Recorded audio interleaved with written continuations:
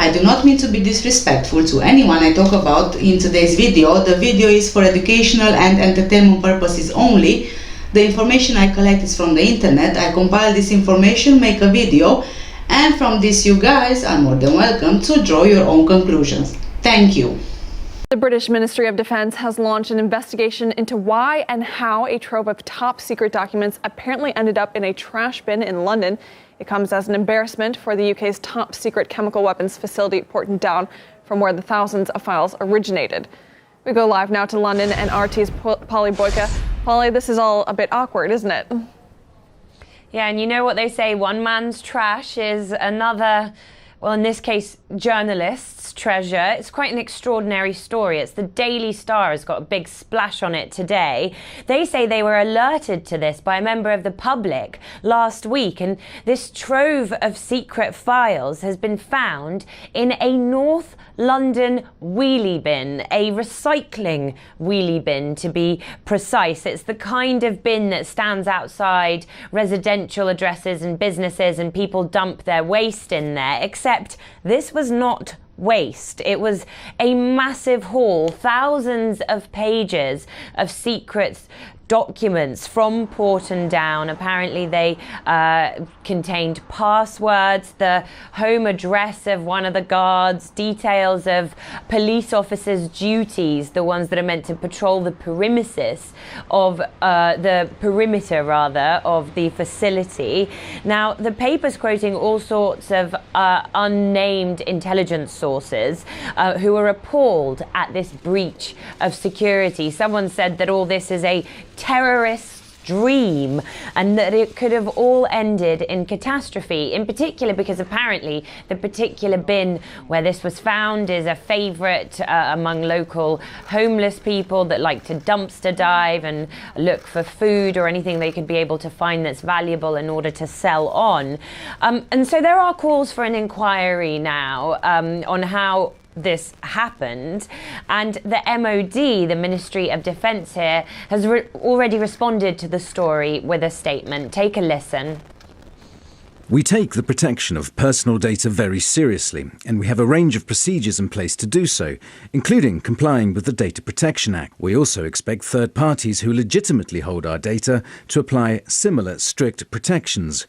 We can confirm that an investigation has been launched into the alleged incident.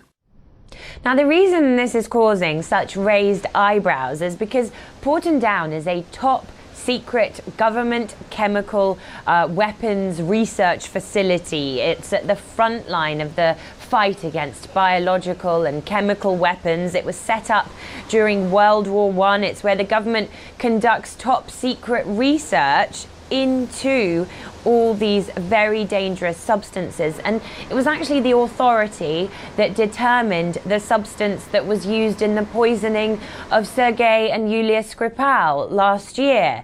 So the fact that any documents from this laboratory at all were found in a London wheelie bin 70 miles away will be of concern, to say the least, to the Ministry of Defence and to intelligence services here in the UK. And I think PORTON DOWN might want to invest in a shredder. Hi guys, and many thanks for joining me. If you are new to my channel, hi, I'm Kat, and I usually talk about true crime, conspiracies and all sorts of related things. So if you are new here, please don't forget to make sure you hit the big red subscribe button below, and also make sure you hit the notification bell so you are the first one to know about any new videos I upload. For my returning subscribers, I would like to thank you all so much for your continuous support and for all those lovely comments I always read from you. Thank you so much. This is what keeps me and my channel going. And today I want to talk to you about PORTON DOWN and any kind of connection that I found with the Madeleine Mccann investigation. This video, or more or less this subject, will be split into more series. There's a lot of information out there about PORTON DOWN, and I really want to give you everything that I found so you can better understand the extent at which governments, politicians and the elite go to in order to control entire populations. I will also be mentioning the connections I found with Madeleine Mccann, and in light of very recent new information to me that I came across, I need to do a bit more research before I actually mention this new information. But more or less, the videos will be focused on what is going on at PORTON DOWN, and I will also be touching the Madeleine Mccann case around this series. So, again, please don't forget to make sure that you hit the big red subscribe button below. Now, let's talk about PORTON DOWN, the also secretive government facility located in Salisbury, Wiltshire.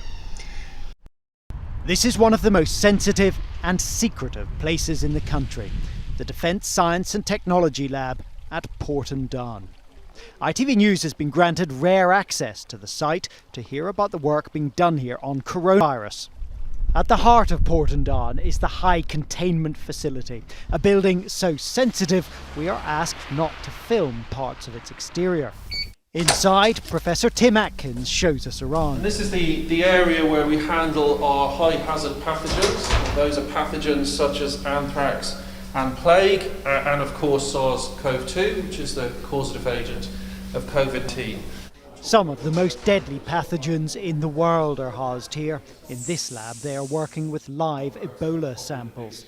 The air pressure inside is kept lower than in the corridor, so that if there is an accident, anything dangerous should be blown back in. But natural pathogens aren't the only lethal substances at PORTON DOWN. We're unique in the United Kingdom because we're the only organisation that can make nerve agents. When you say make, what sort of scale are you talking about? So we're talking about small scale manufacture of chemicals that we then study in the laboratory and that we can use, for example, to confirm that our detection systems work effectively against that material. Do they ever leave this site? No. Today, the containment labs are looking at a more familiar problem, coronavirus. Placed in the middle of nowhere and surrounded by barbed wire fencing with armed security welcoming you everywhere you turn, yellow and red signs everywhere making sure you see it loud and clear that you are prohibited to enter. Now, I wonder, what happens when you try to enter though, right? Is it like the movies where you dare take another step and you are shot at? Not that we will ever find out if indeed that's the case. Maybe you might say I'm overreacting or whatever. Maybe you might say it's no Area 51 to be guarded at all costs. But we don't really know what's going on in there, do we? And even more so, will we ever know what's going on in there? Well, if we can break in, then maybe, but then again, we would also probably need a translator with us. Otherwise, it will all seem like Chinese language, apart from the obvious hazard signs or biohazard or warning, experiment in progress, and all the scary scientists dressed in protective suits. Simply put, PORTON DOWN is like a business center for science and defense. Compared to other business centers, this is one which is not your business to know about. It's surrounded by the laws of national security and secrecy acts. But we call PORTON DOWN a science park, located in Wiltshire, England, northeast of the village of Porton, near Salisbury. It's home to two British government facilities, a site of the Ministry of Defence Science and Technology Lab, also known as DSTL, which for over 100 years is known as one of the UK's most secretive and controversial military research facilities, spreading over 7,000 acres. Then, we also have a site of Public Health England, but of course some other private commercial science organizations expanding as well to bring in other companies. Military research facility coupled with Public Health England, I think, is the perfect recipe and combination for disaster. I don't really think I like very much the association and close proximity to each other, if I'm honest. And then to the northwest is the Ministry of Defence Boscombe Down Airfield, which is operated by Kinetic. This is a military aircraft testing site. PORTON DOWN Science Facility was opened in 1916 as the Royal Engineers Experimental Station in response to the German army use of the deadly mustard gas in the French trenches. Initially made up of a few cottages and just some farm buildings scattered on the downs at Porton and Idmiston, by 1918 the original buildings had become a large hutted camp with 50 officers and 1,100 other ranks. Studies during World War I concerned the dissemination of chlorine and phosgene and later mustard gas. In May 1917, the focus for anti-gas defense and respirator development had moved from London to Porton Down. Chemical weapons, including chlorine, phosgene and mustard agents, killed over 900,000 during World War I. In 1919, the War Office set up the Holland Committee to consider the future of chemical warfare and defense. By 1920, the Cabinet agreed to the committee's recommendation that work should continue at Porton Down, and from that date a slow permanent building program began, coupled with the gradual recruitment of civilian scientists. By 1922, there were 380 servicemen, 23 scientific and technical civil servants, and 25 civilian subordinates. By 1925, the civilian staff numbers had doubled. Also, during the 1920s, large-scale experiments involving thousands of volunteers began. The Porton Down facility was renamed the Chemical Warfare Experimental Station in 1929. In 1938, with the rapid deterioration of international relations and the drift towards another war in Europe, the UK government authorized the development of offensive chemical warfare research and development. After the outbreak of war, a secret group was set up at Porton Down in 1940 to investigate biological warfare. During World War II, Porton Down carried out research into anthrax, with which the Scottish island of Grenard, which became known as the Death Island, was contaminated during tests. In 1942, a small army of factory girls was employed to pack 5 million cattle cakes contaminated with anthrax spores into boxes to be dropped on Germany's fields, but the operation was abandoned before it was to be staged. There were also plans to drop anthrax on 6 German cities. Although no army used chemical weapons in Europe, chemical weapons were really used with horrific effects by Japanese forces in China. During World War II, thousands of military staff took part in trials at Porton Down, and as the war ended, volunteers began participating in nerve agent trials at the same facility, a practice that was to continue until 1989. Now, I want to talk to you about the human experimentation at Porton Down, but before I do that, I want to point out the Kinetic Company. Clearly, we came across this company more than once in Madeleine Mccann's investigation. In February 2003, the Carlyle Group, an American private equity firm, purchased a large stake in Kinetic. On 12th of January 2006, an announcement was made in Parliament by Dr. John Reed, Secretary of State for Defense, regarding the pending flotation of Kinetic. Reed stated that the Carlyle Group will continue to retain a significant stake in the company, and that the government would continue to hold a golden share to protect the UK's security and defence interests. A golden share is a nominal share which is able to outvote all other shares in certain specified circumstances, often held by a government organisation in a government company undergoing the process of privatization and transformation into a stock company. So, the Carlyle Group is the biggest investor in Kinetic plc, which is a privatized British defence and security company chaired between 2002 and 2005 by Baroness Neville Jones, a close friend of Baroness Sarah Hogg, former advisor to John Major. Hogg's private equity company 3i plc are major investors in Brian Kennedy and Control Risks Group, who provided risk services to the UK government in the aftermath of the war with Iraq. Sarah Hogg's sister, Justice Mary Hogg, is the legal guardian of Madeleine Mccann as a result of being made a ward of court in 2007. UK private equity and private intelligence and defense network advised and supported the McCanns from the start. Kinetic plc, which was chaired by Baroness Neville Jones, was sixth in a list of companies who received most of the annual expenditure on research and development tasks for the UK government's defense program from 2001 until 2008. Baroness Neville Jones was an advisor to Washington DC's Private Defense and Intelligence Forum, the Intelligence Summit organized by ex-Navy prosecutor John Loftus and sponsored by Michael Cherney, who Interpol were looking to speak to on a number of alleged money laundering offenses. Richard Parton, who partnered Halligan on Madeleine's investigation, and Michael Shrimpton were also regular advisors at the annual Intelligence Summit.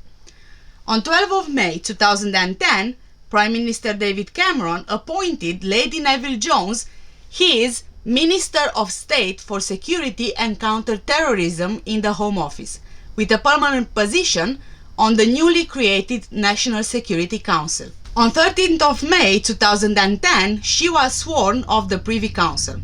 In January 2006, she joined one of the Conservative Party's new policy groups on national security.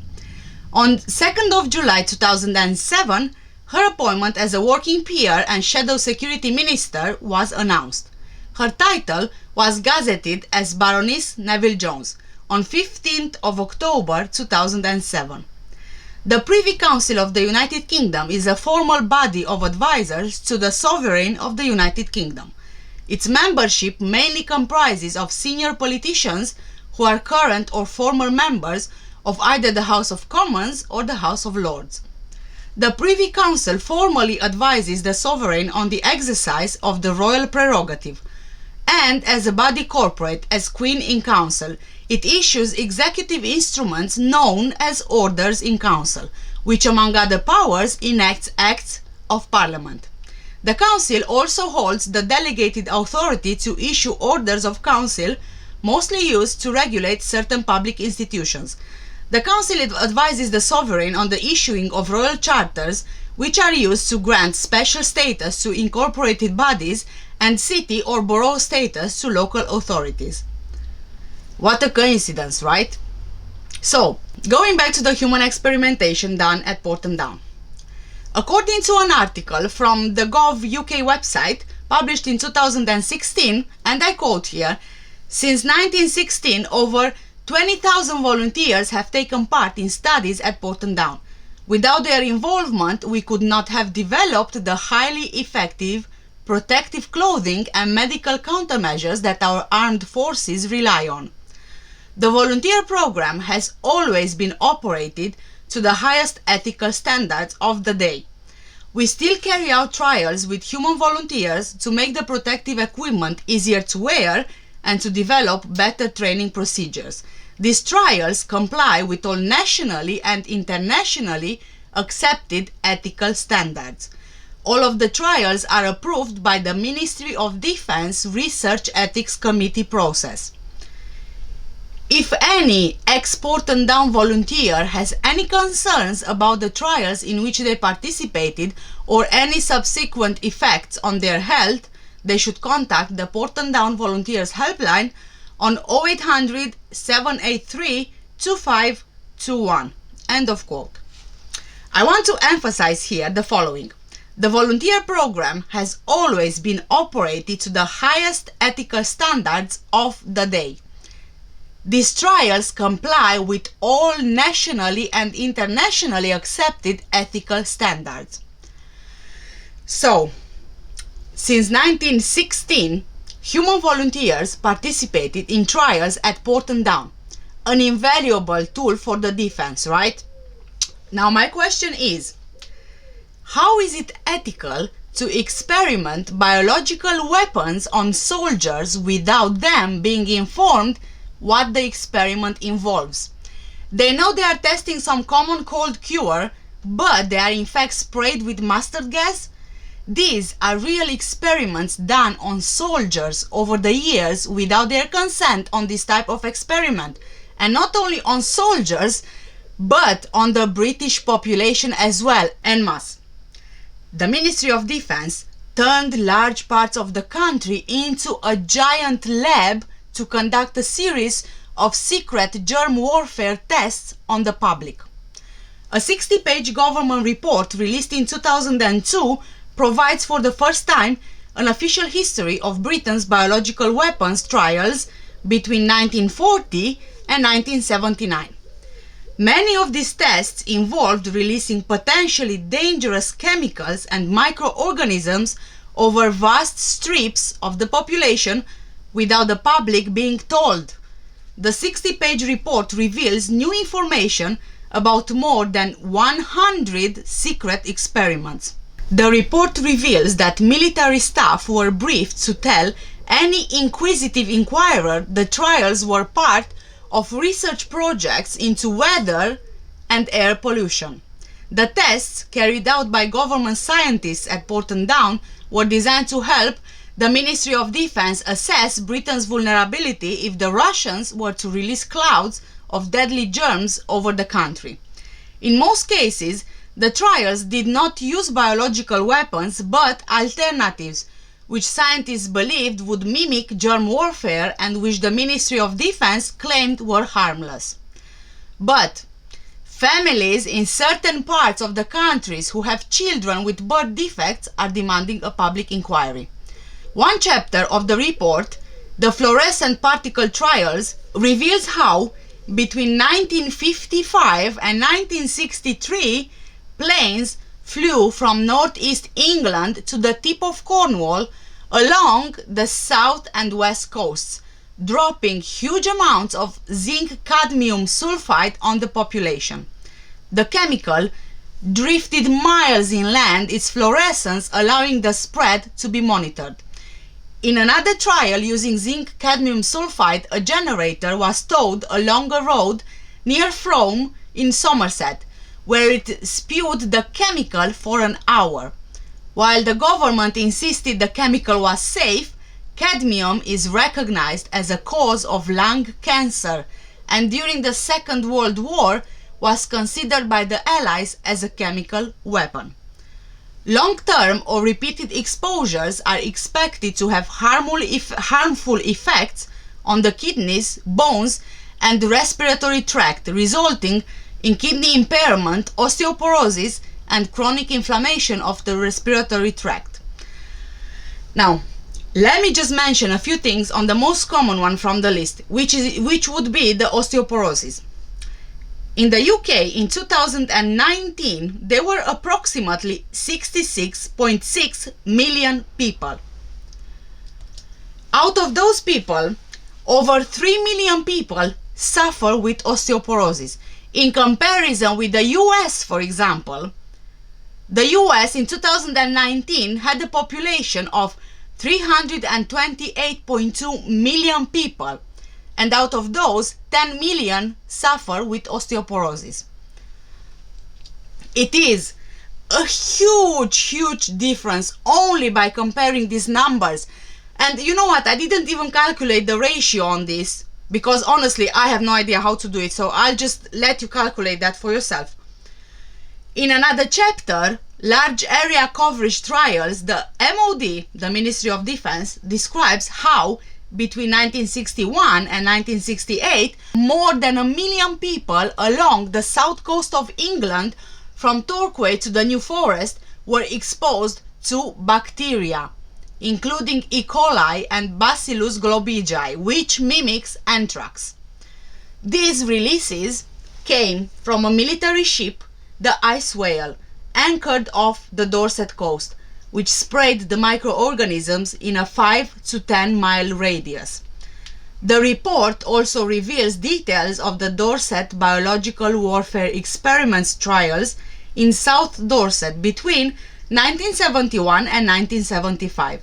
These involved US and UK military scientists spraying into the air massive quantities of Serratia marcescens bacteria, with an anthrax simulant and phenol.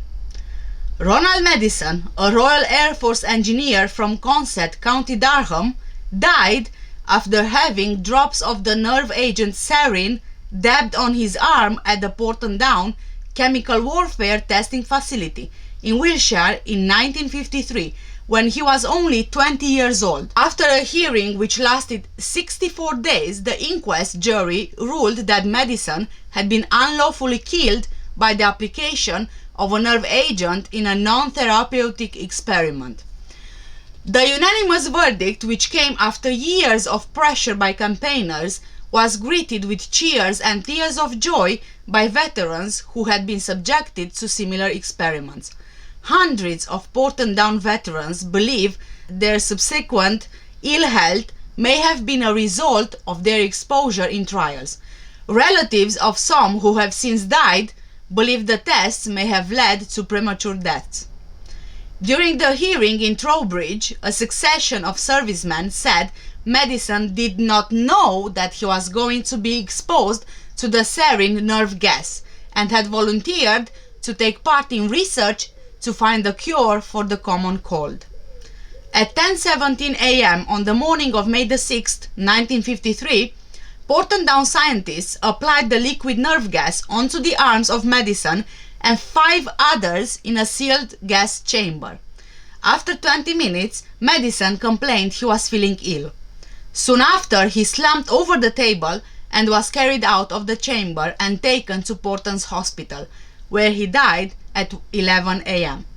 Professor Sir Ian Kennedy is a leading expert in medical ethics, who was commissioned by the Ministry of Defense in 2001 to conduct a survey of the human experiments. He said, and I quote, "In my view, there were trials that went too far. They were beyond the bounds of what was ethically permissible despite the imperative of the Cold War." End of quote. Madison's family insists that he and other military staff were tricked into taking part in what they believed were harmless experiments. The jury rejected the Ministry of Defense insistence that all the servicemen who were tested at PORTON DOWN were told beforehand that they were taking part in nerve gas experiments. The inquest heard evidence from an ex-army ambulance driver, Alfred Thornhill, who was called to help Madison. Quote, "He was convulsing and foam was coming out of his mouth. Then he was taken into the medical center where there were scientists and medical people. They just threw him on the bed and gave him a big injection. It was a terrible atmosphere. They were all panicking. They couldn't handle what they were looking at." End of quote. Sarin was used on Madison despite the fact that the same type of test resulted in the near-fatal poisoning of another volunteer, Army serviceman James Kelly, just 9 days earlier. Sarin tests continued in a mobile gas chamber after Madison's death, despite a government ban that was endorsed by the then Prime Minister Winston Churchill. After the verdict, Alan Keir, the Madison family solicitor, said, "We have got justice. After 50 years, his family has finally found out that he was unlawfully killed by the state. This verdict is unprecedented. Now there must be a public inquiry for all the veterans who attended PORTON DOWN." End of quote. Liliac Craig, Madison's sister, told the Guardian newspaper that she wanted an apology from the Ministry of Defense. Quote, "Ronnie didn't have a life. They took it away from him. They took a special part of our lives away and they have said nothing about it ever since." End of quote. The inquest into Madison's death was the second to be held. An investigation into the case by Wiltshire police was held after appeals by the Madison family. Lord Chief Justice Lord Woolf, England's most senior judge, subsequently quashed the original verdict of death by misadventure in 2002, saying that a new inquest was needed in the interests of justice. The inquest, which began in May 2004, heard allegations from lawyers representing Madison's family that the original hearing had been rushed through, in secret, on the instructions of the government of the day. David Masters, the Wiltshire coroner, told the hearing that efforts were made to shroud the original inquest in secrecy. Masters said he had to negotiate with the Pentagon in the United States to have documents released, although some would still be read by the jury behind closed doors. Following World War II, there was a policy of sharing information about nerve gas experiments between the British, US and Canadian governments. Documents relating to these experiments are still classified as sensitive over 50 years later. It's believed that Madison was one of over 3,000 men from the armed forces who were exposed to nerve gas at PORTON DOWN between 1939 and 1989. The PORTON DOWN Research and Testing Facility has undergone many organizational alterations and name changes in its nearly 90-year history, but it has always functioned as a test base to provide the British military with a lead in any potential chemical or biological warfare situation. Its scientists work with the deadliest known disease agents, including bubonic plague, anthrax, and the Ebola virus. PORTON DOWN has been home to many secret projects and experiments whose real scope and intentions were rarely explained to those on whom they were tested. The facility still employs military volunteers to research chemical and biological attacks and their effects. Similar bacteria were released in the sabotage trials between 1952 and 1964. These were tests to determine the vulnerability of large government buildings and public transport to attack via the huge network of tunnels running 100 feet below central London, some of which connect to war rooms and citadels where the political and financial elite of Britain would apparently retire in the event of a nuclear attack. In 1956, oh God, oh my God, this is just, it's disgusting, honestly. Quite honestly, it's disgusting. Sorry, I had to take a break to rub my hand around this, but it's just disgusting. The lengths at which a government goes. Oh my God. In 1956, bacteria were released on the London Underground at lunchtime along the Northern Line between Collier's Wood and Tooting Broadway. The results showed that the organism dispersed about 10 miles. Similar tests were conducted in tunnels running under government buildings in Whitehall. During the same period, the drug LSD was being tested on soldiers at the PORTON DOWN facility to investigate its tactical battlefield usefulness. In this original footage from the Moneybags trial 1964, participants from 41 Royal Marine Commando were tasked with engaging in a field exercise after being given the hallucinogenic drug LSD at PORTON DOWN. The video, titled A Trial of an Incapacitating Agent, begins by detailing the experiment by researchers at PORTON DOWN. The exercise was repeated over 3 days. The first and third were control days, while on the second the squaddies were spiked with the drug. The video documents their experience over a week-long period between the 27th of November to the 4th of December 1964. The aim of the trial was to test the effect of drug LSD-25 on behavior of troops in field conditions. Let's have a look at the video.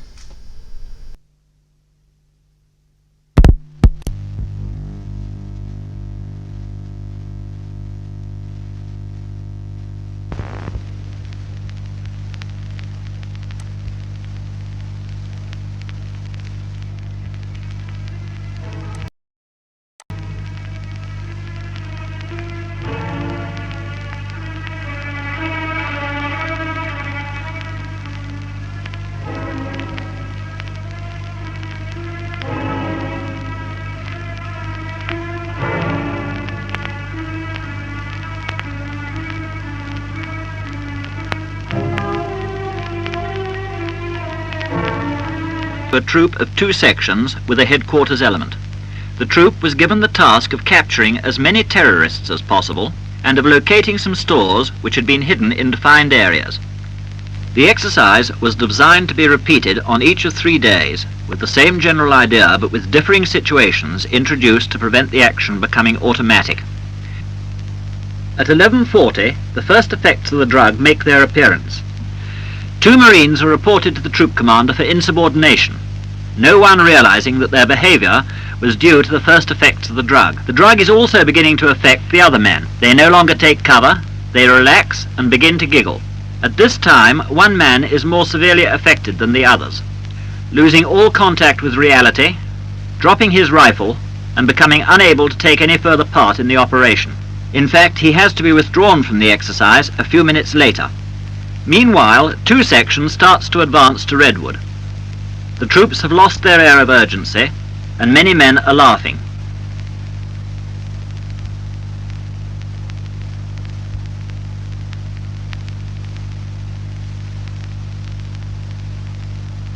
The movements of the rocket launching team have become slow and uncoordinated, and it is apparent that they are now incapable of taking proper aim.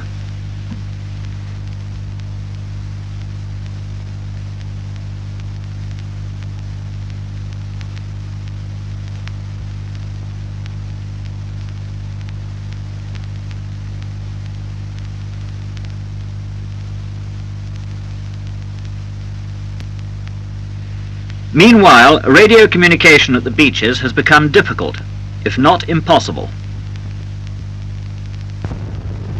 Men with no specific task to perform have relapsed into laughter and inconsequential behavior, though they are still capable of sustained physical effort. This man nearly succeeded in felling this tree using only a spade. However, in beaches, an enemy walks right through the position undetected, returns and throws a thunderflash. A few men respond sufficiently to capture and search him, but 70 minutes after the administration of the drug, with one man climbing a tree, the troop commander gives up, saying, "I cannot do anything about this. I cannot control the men and I can take no action myself. I am wiped out as an attack." The Chemical Defense Advisory Board decided in 1968 that the use of LSD as a weapon was more magical than scientific.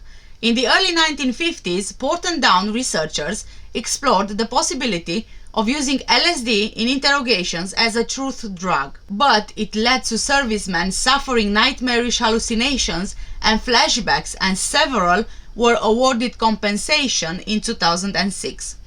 LSD is a hallucinogenic drug that was first created in 1938 in Switzerland, and its psychedelic properties were discovered 5 years later.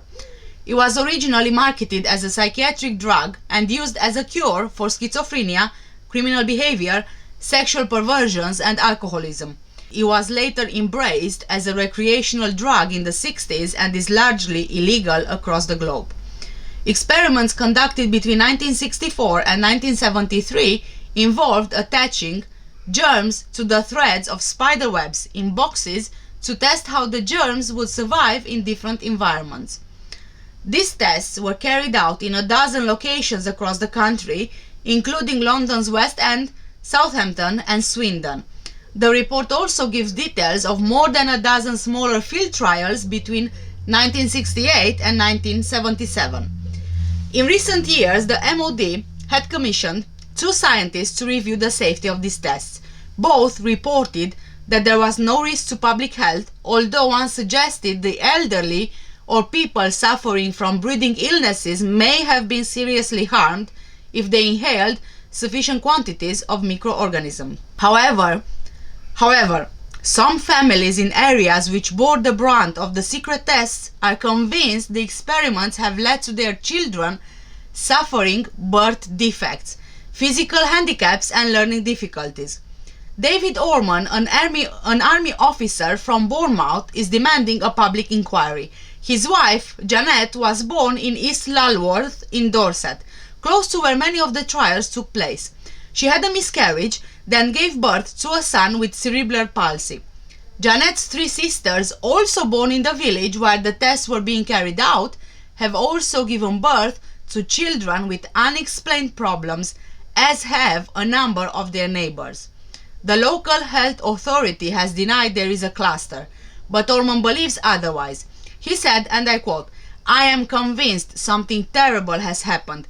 the village was a close-knit community, and to have so many birth defects over such a short space of time has to be more than coincidence. End of quote. Successive governments have tried to keep details of the germ warfare tests secret. While reports of a number of the trials have emerged over the years through the Public Records Office, this latest MOD document, which was released to Liberal Democrat MP Norman Baker, gives the fullest official version of the biological warfare trials yet. Baker said, and I quote, "I welcome the fact that the government has finally released this information, but question why it has taken so long. It is unacceptable that the public were treated as guinea pigs without their knowledge, and I want to be sure that the Ministry of Defence's claims that these chemicals and bacteria used were safe is true."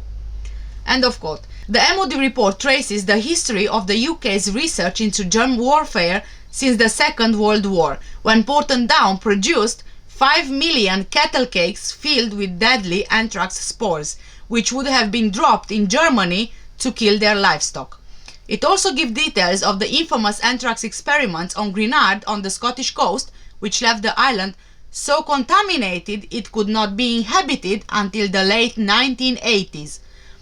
Hammered by the Blitz and on the retreat in the Far East, Britain's future looked bad in late 1941.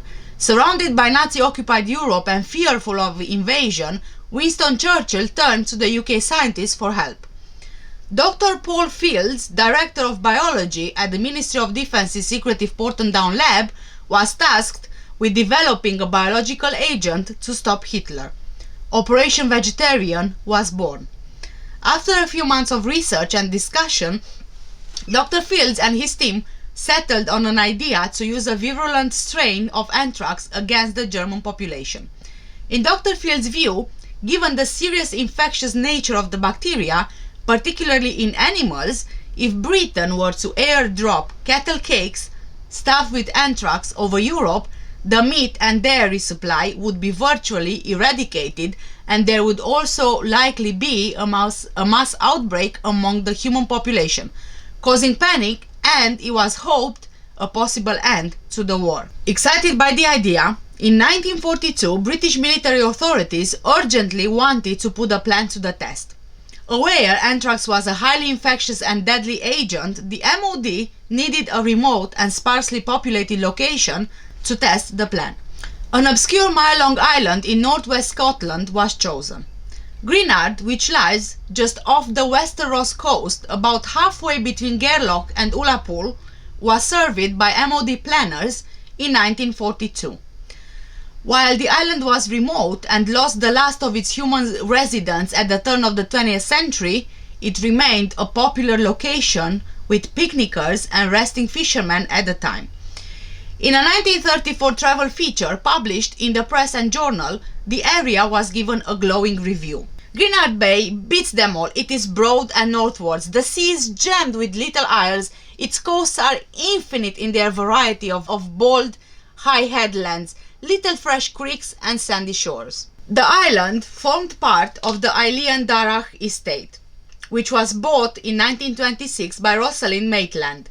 After her death, some years later, ownership passed to her niece Molly Dunphy and husband Colonel Peter Dunphy, a close wartime confidant of Winston Churchill. The family were paid £500 by the MOD and the island was requisitioned. With the method and location secured, a date was set for the experiment. In late 1942, a platoon of British troops and scientists rolled into Grenard Bay, their mission to test the viability of anthrax bombs. PORTON DOWN scientist Sir Oliver Graham Sutton was put in charge of the 50-man team to conduct the trial, with scientist David Henderson in charge of the germ bomb. Footage of the experiment, declassified in 1997, shows soldiers loading sheep into a dinghy on the mainland and then rowing across to Grenard. Once ashore, the sheep were herded into an enclosure described as the exposure zone. Soldiers wearing respirators and protective clothing can then be seen loading the anthrax bomb, gas canisters filled with spores, into a mortar to fire on the area. In all, 22 bombs were fired onto the island by mortars, and another larger bomb was dropped from a Wellington bomber cruising at 7,000 feet.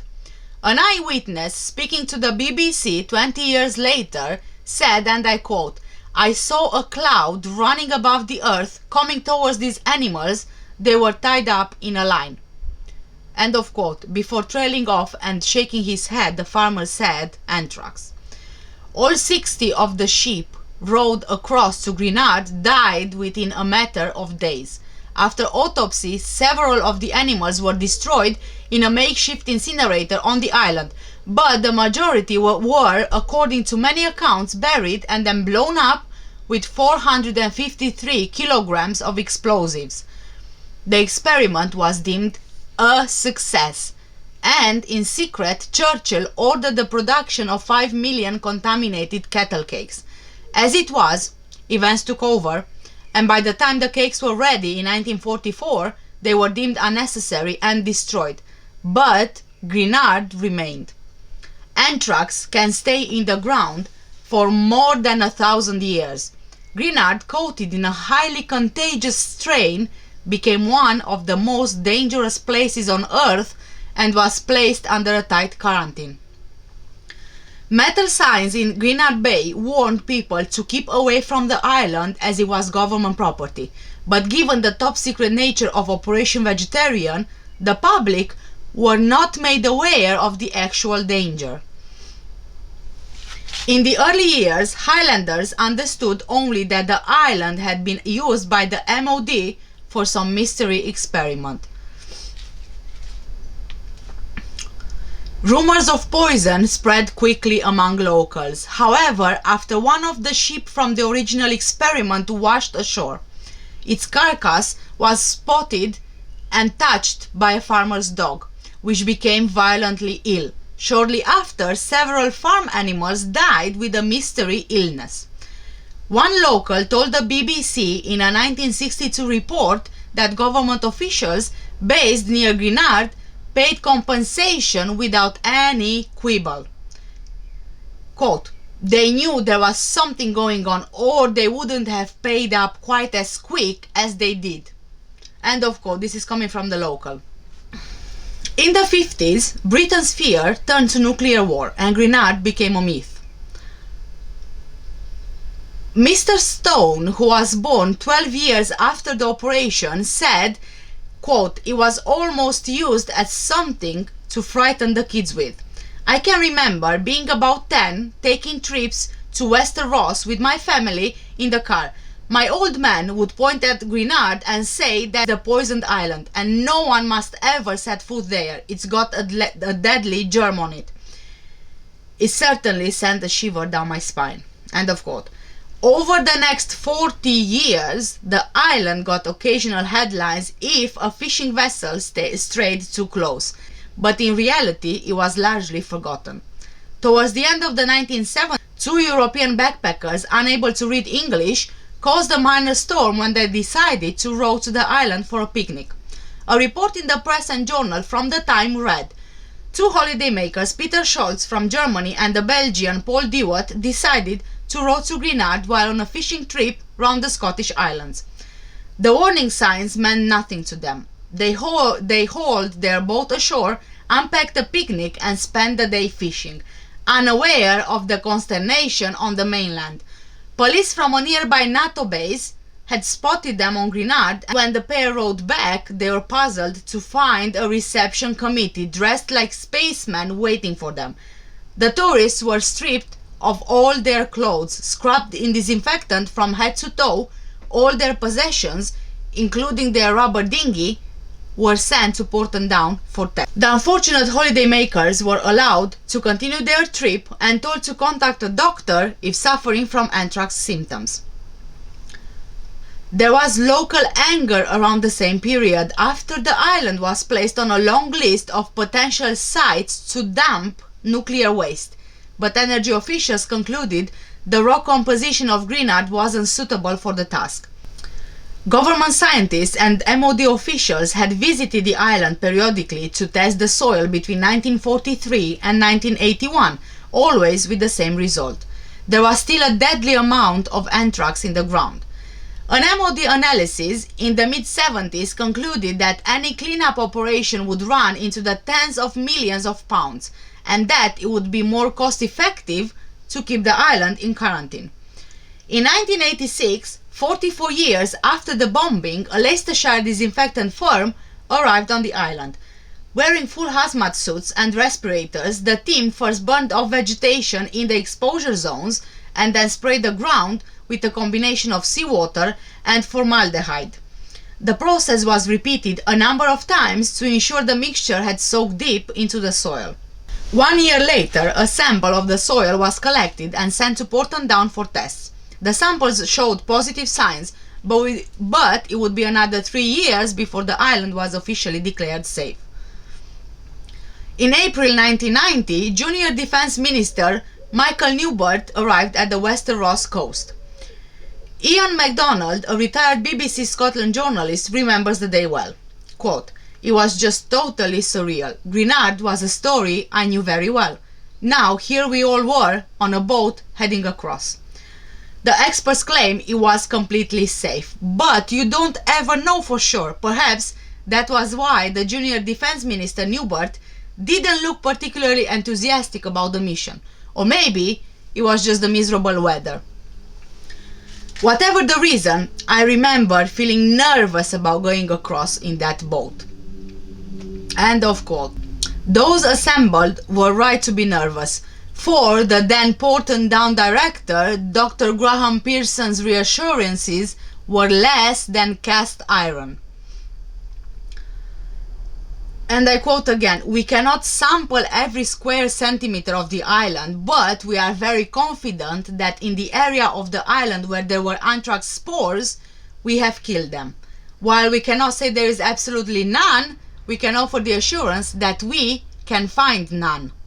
End of quote. In the event, Michael Newbert did survive the picture opportunity, but didn't quite survive a reshuffle just 2 months later when Margaret Thatcher dumped him.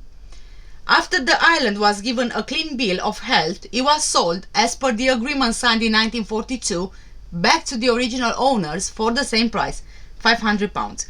The story of the now barren island should, however, as so many have argued down the decades, serve as a permanent reminder of the evils of chemical and biological warfare. The 60 pages from the MOD report also confirms the use of anthrax and other deadly germs on tests aboard ships in the Caribbean and off the Scottish coast during the 1950s.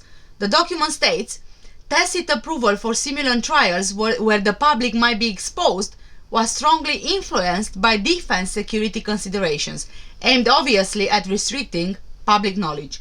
An important corollary to this was the need to avoid public alarm and disquiet about the vulnerability of the civil population to biological warfare attack." End of quote. Sue Ellison, spokeswoman for Porton Down, said, and I quote again, "Independent reports by eminent scientists have shown there was no danger to public health from these releases which were carried out to protect the public. The results from these trials will save lives should the country or our forces face an attack by chemical and biological weapons." End of quote. This is short and to the point justification for doing what they did. That's all I want to say. Justification. Asked whether such tests are still being carried out, she said, and I quote again, "It is not our policy to discuss ongoing research." End of quote. Over 200 such experiments are believed to have taken place between 1949 and 1979. In 1989, the US and Soviet Union reached agreement on the destruction and non-production of chemical weapons. The nerve agent trials at Porton Down officially ceased the same year. In 1992, Dr. Walter Besson, a brigadier in the chemical and biological weapons section of the South African Army, who is alleged to have experimented on human captives, sent one of his subordinates, Dr. Brian Davey, to Porton Down. The MOD admitted that Davey had briefed scientists at Porton on some details of the South African work on defense against chemical and biological weapons. Britain's chemical weapons production is a highly lucrative business that has allegedly sold and provided manufacturing assistance, often in contravention of the none-too stringent international law on chemical weapons, to countries including Israel, Iran, Sudan, Libya, Cyprus, India, Kenya, Kuwait, Malaysia, Nigeria, Oman, Pakistan, Saudi Arabia, Singapore, Slovenia, South Africa, South Korea, Sri Lanka, Taiwan, Tanzania, Thailand, Turkey, Uganda, and Yemen, as well as building chemical plants in countries such as Iraq. In 1955, PORTON DOWN facility, now renamed the Chemical Defense Experimental Establishment, became involved with the development of CS gas, a riot control agent, and took an increasing role in trauma and wound ballistic work. On the 1st of August 1962, Geoffrey Bacon, a scientist at the Microbiological Research Establishment, died from an accidental infection of the plague bacterium Yersinia pestis, which is simply the plague, bubonic and septicemic. In the same month, an autoclave exploded, shattering 2 windows. Both incidents generated considerable media coverage at the time. In 1970, the senior establishment at Porton Down was renamed the Chemical Defense Establishment for the next 21 years. Preoccupation with defense against nerve agents continued, but in the 70s and 80s, the establishment was also concerned with studying reported chemical warfare by Iraq against Iran and against its own Kurdish population. Porton Down was the lab where initial samples of the Ebola virus were sent in 1976, during the first confirmed outbreak of the disease in Africa. The lab now contains samples of some of the world's most aggressive pathogens, including Ebola, anthrax, and the plague, and is leading the UK's current research into viral inoculations. An ex-MP, Norman Baker, gave some horrifying information about the experiments. On July 26, 1963, passengers boarded a Northern Light tube train at Morden in South London, heading for the city. Their short journey to work, perhaps to London Bridge or Bank, seemed the same as any other day. But it was far from ordinary. What those passengers did not know, could not know, was they were an unwitting cast of extras in a secret experiment conducted by government scientists from Porton Down, headquarters for the country's military research since 1916. As the train wound northwards through the dark tunnels between Collier's Wood and Tooting Broadway, a window was opened, and the scented powder puff was thrown out onto the tracks below. This particular powder puff contained not cosmetics, but freeze-dried spores from the anthrax family, B. globigerina bacteria, which can cause eye infections, food poisoning, and more serious still, septicemia, the cause of deadly sepsis. A trial involving live plague bacteria took place off the west coast of Scotland, near the Isle of Lewis, in 1952. Mid-experiment, a fishing vessel passed through the cloud that was generated. Another test had seen clouds of dangerous Venezuelan equine encephalitis viruses released in the Bahamas. This can cause high fever, even death. Mosquitoes spread the disease. In Nigeria, Britain conducted open-air experiments with nerve gas weapons. Indeed, the report revealed that more than 750 secret operations, including the Northern Line experiments, had been carried out with members of the public subjected to mock biological and chemical warfare attacks. It emerged that some 4.5 tons of the chemical zinc cadmium sulfide, classed as a chemical weapon in the Second World War, were released into the atmosphere by ship, vehicle, and plane.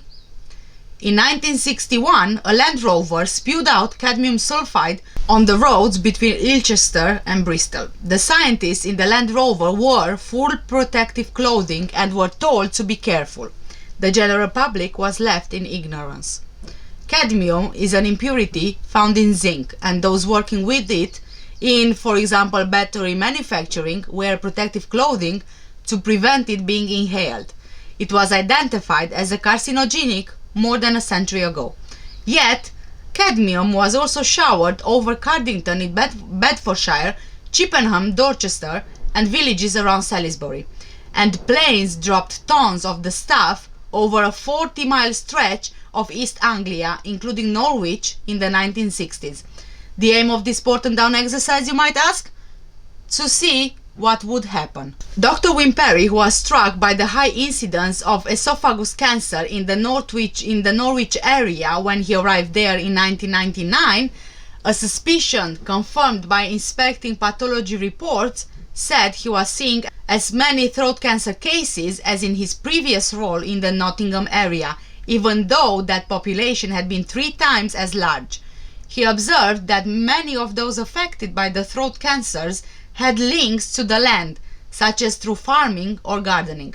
Further investigation revealed that the unusual spike in cases corresponded to a degree to the flight path taken by the aeroplane that dropped the chemical. Numbers seemed unusually high in Norwich and King's Lynn, for example, but normal in Great Yarmouth and Ipswich.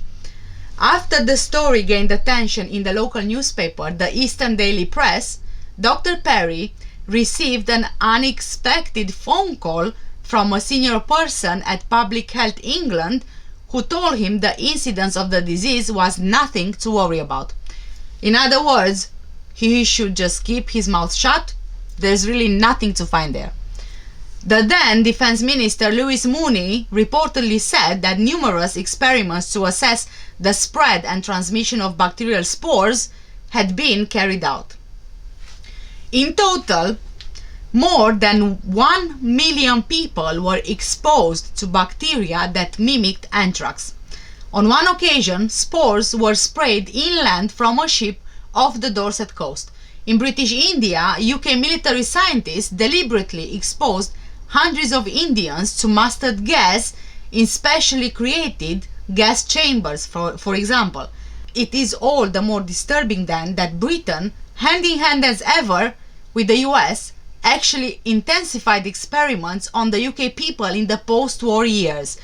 The Nuremberg Code on chemical and biological experiments, it seemed, was good for barbarians, but not something that should interfere with the freedom of our own scientists. In 2008, after a campaign lasting over a decade and involving the combined efforts of politicians, journalists, medical experts, and historians, the UK government awarded compensation to about 670 victims of secret chemical testing and issued an official apology, a milestone in Britain's attempt to come to terms with its own inglorious past.